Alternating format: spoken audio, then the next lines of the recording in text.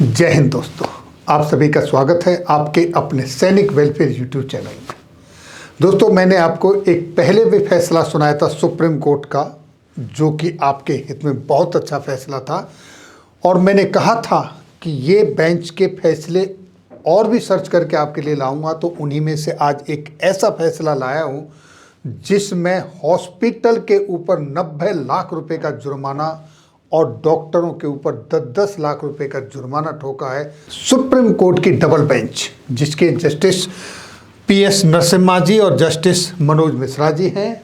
ये केस है, तो यहाँ मरीज के साथ जो गलत हुआ उसका खामियाजा मरीज ने तो भुगता, पेशेंट ने तो भुगता, लेकिन उसके कंपनसेशन के लिए मरीज को 1 करोड़ 10 लाख रुपए का मुआवजा डिक्लेयर किया। लेकिन केस को डिस्कस करने से पहले मैंने आपके साथ एक इन्फॉर्मेशन शेयर की थी, जिसमें आपने देखा होगा थंबनेल का नाम ECHS कार्ड क्यों ना निरस्त किया जाए।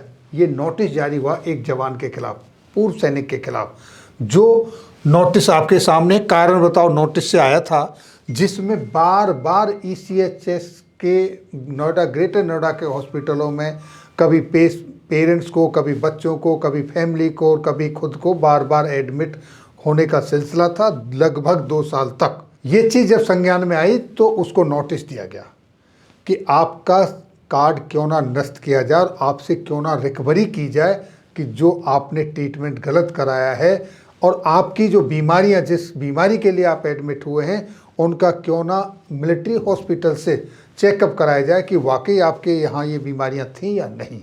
इसके ऊपर मैंने इन्फॉर्मेशन शेयर की थी और आपके लिए एक मैंने सर्वे दिया था। जो सर्वे था ECHS लाभार्थी द्वारा ECHS कार्ड के दुरुपयोग पर क्या किया जाए, उसमें ऑप्शन थे ECHS कार्ड धारक और हॉस्पिटल से रिकवरी की जाए। तो आप यहाँ देखेंगे इस सर्वे में हिस्सा जो लिया था वो लिया था 2500 लोगों ने, और इसके 25% लोगों का मानना ये था कि हाँ, ECHS कार्ड धारक और हॉस्पिटल से रिकवरी की जाए, जो इलाज के नाम पर पैसा खाया है इन लोगों ने। दूसरा था हॉस्पिटल पर कानूनी कार्रवाई की जाए, तो यहाँ पर 51% लोगों का मानना है कि हॉस्पिटल पर कार्रवाई की जाए। मैं इस चीज़ को, इस सर्वे को इस वीडियो के साथ क्यों जोड़ के बता रहा हूँ, क्योंकि जो जजमेंट आप सुनेंगे, आपने सुना है, उससे जब को रिलेट करेंगे तो ये रिजल्ट कितना सही है बिल्कुल आपको प्रूफ हो जाएगा। जिस तरीके से परसेंटेज आपने दी है उसी तरीके से रिजल्ट भी, जज साहब का फैसला भी है। ये बड़ी ही अच्छी बात है। अगला था ECHS कार्ड का अस्थायी निलंबन किया जाए। यहाँ सबसे कम लोगों ने मत दिया, 11%। यानी सब लोगों ने सोचा कि भूल चूक होती है, गलती होती है, लालच होता है, लेकिन इसका मतलब इतना बड़ा दंड उस पर ना दिया जाए, क्योंकि वो अकेला दोषी नहीं है। इसका मतलब यही है। हॉस्पिटल से फ्रॉड इलाज के खर्चे की भरपाई की जाए। यहाँ भी 14% लोगों ने अपना मत दिया है, लेकिन सबसे ज़्यादा जो मत दिया है ये है हॉस्पिटल पर कानूनी कार्रवाई की जाए। क्यों? क्योंकि अगर हॉस्पिटल गलत करता ही नहीं तो ये तीनों ऑप्शन तो ख़त्म ही थे। अगर हॉस्पिटल सही काम करता तो तीनों चीज़ तो ख़त्म ही थी। इसलिए यहाँ का जो परसेंटेज है इसका बहुत बड़ा वैल्यू है। तो दोस्तों, अब चलते हैं उस मसले पे जिसके लिए आज हमने वीडियो बनाई है, और ये है, देखिए, सुप्रीम कोर्ट का फैसला, ऑर्डर। अब हम यहाँ आ जाते हैं। 2 नाम याद रखने, राहुल कांकरान और रवि राय। रवि राय पेशेंट है, मरीज है, जो अस्पताल के अंदर भर्ती होता है, और उस मरीज के एक पैर में तकलीफ है और वो मरीज उस पैर का इलाज कराने के लिए अस्पताल में गया। अस्पताल ने उस मरीज के पैर को देखा, उसकी एक्सरे भी लिए, उसका CT स्कैन भी किया, सारी चीज़ें की, तैयार की, और कहा कि इसका ऑपरेशन होगा, ट्रीटमेंट उसका ऑपरेशन से होना है। मरीज से कंसेंट भी लिया, यानी कि पेशेंट की सहमति भी ली कि हाँ, मैं ऑपरेशन करवाने के लिए तैयार हूँ, जैसा एक नॉर्मल प्रक्रिया है। क्योंकि एनेस्थेसिया में जब पेशेंट जाता है तो वहाँ कंसेंट लिया जाता है कि अगर इससे कोई प्रॉब्लम हुआ तो मैं होशो हवास में अपनी सहमति दे रहा हूँ कि मेरे पैर का, मेरा जो सर्जरी है, ऑपरेशन है, ट्रीटमेंट है, वो किया जाए। तो उसने सहमति भी दी। लेकिन हुआ क्या, जब ऑपरेशन हुआ तो दूसरे पैर का, डॉक्टरों ने ऑपरेशन कर दिया दूसरे पैर का। तकलीफ थी लेफ्ट लेग में, ऑपरेशन कर दिया राइट लेग का। अब यहाँ पर जब मरीज ट्रीटमेंट के बाद होश में आया, जब उसने देखा कि मेरा पैर तो कोई और था और काट कुछ और दिया, तो उसने अस्पताल से डिस्चार्ज होने के बाद NCDRC national consumer dispute redressal commission में उसने अपना केस डाल दिया। कंज्यूमर प्रोटेक्शन एक्ट कोपरा 1986 में आया था और NCDRC का गठन हुआ 1988 में।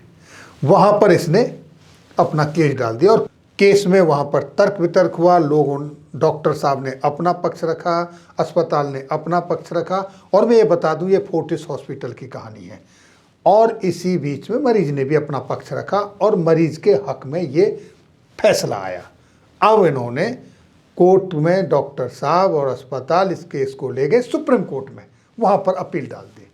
सुप्रीम कोर्ट ने कहा, भाई एक चीज़ बताइए कि ऐसी क्या वजह थी कि जो आपने दूसरे पैर का ऑपरेशन किया।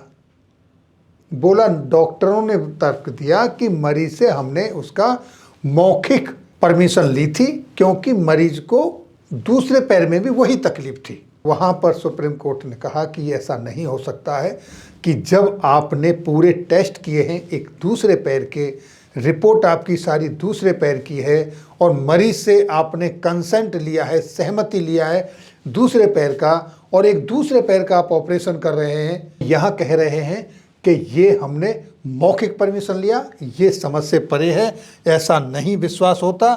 इसलिए उन्होंने जो 90 लाख रुपए अस्पताल के ऊपर पेनल्टी लगी उसको मंजूर रखा और जो 2 डॉक्टर उसमें इन्वॉल्व थे 10-10 लाख रुपए उनको पेनल्टी के रूप में दिए गए। तो इस तरीके से 1 करोड़ 10 लाख रुपए मरीज को मुआवजा के रूप में दिया गया। ये राहुल कांकरान वर्सेस रवि राय पेशेंट, उनके खिलाफ लिया गया सुप्रीम कोर्ट का ये केस है और वहाँ से ये जजमेंट निकल कर आया है। दोस्तों, डॉक्टर का जो पेशा है बहुत ही नोबल पेशा है, बहुत ही अच्छा है, लेकिन कुछ लोग लालच में इस पेशे को बदनाम कर रहे हैं। ऐसे ऐसे डॉक्टर हमने देखे हैं जो मात्र छोटे से फीस पर गांवों में, रूरल एरिया में इलाज दे रहे हैं, ट्रीटमेंट कर रहे हैं। लेकिन ये बड़े बड़े हॉस्पिटलों ने धंधा बना रखा है, टारगेट दे रखे हैं कि आपको इतने ऑपरेशन करने हैं, आपको इतना केस लाना है, इस तरीके से। तो दोस्तों, ये एक सोच का विषय है। आप कभी ट्रीटमेंट के लिए जाते हैं तो सेकंड ओपिनियन जरूर लें। जिस भी हॉस्पिटल में ट्रीटमेंट करा रहे हैं, एक दूसरे हॉस्पिटल का सेकंड ओपिनियन जरूर लें और जो आपके जान पहचान वाले हैं, साथ वाले हैं, उनकी सलाह मशवरा ज़रूर लें, तब ही किसी फर्दर सर्जरी पर मेजर ट्रीटमेंट के लिए जाएं। आपकी इसके ऊपर क्या राय है, ज़रूर शेयर करें और ये वीडियो ज़्यादा से ज़्यादा लोगों के साथ शेयर करें ताकि इस तरह से कोई और दूसरा शिकार ना बने। ये थी जानकारी आज की इस वीडियो में। फिर मिलेंगे आपके वेलफेयर से जुड़ी हुई किसी अन्य जानकारी के साथ अगली वीडियो में। तब तक के लिए जय हिंद, जय भारत।